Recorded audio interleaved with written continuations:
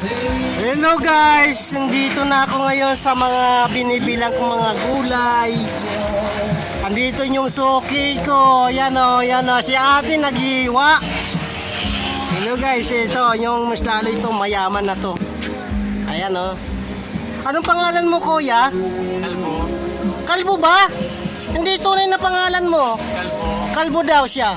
Ikaw ate, anong pangalan mo? Angit. Pangit daw!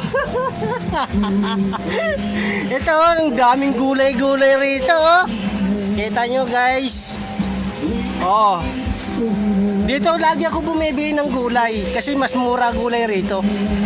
Sariwa na, magaganda pa, pogi pa ang mga tindero. Ayan, oh, dito lagi ako bumibili. Ayan. Ayan o. Ito sila kuya, mas lalo ito. Ayan si ate o. Ayan o. Ito, nakita mo yan? Ayan, nakita mo yan, yan o. Mga kasamahan ko rin yan o. Magagaling yan, magkayod ng mga nyug. Ayan, ito yung alaga namin pusa. Yan. Anong pangalan mo ate? Pusit daw, si Pusit. Ano ba ang pangalan ng tindahan nyo? Kikiis. Kikiis daw ang pangalan ng tindahan nila dito sa Balagtas. Kikiis.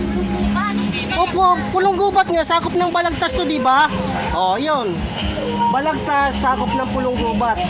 Ayan. Salamat. Okay. Okay, Kikiis Sari-Sari Store. O, yan. Salamat si kuya, oh. Yan. Salamat.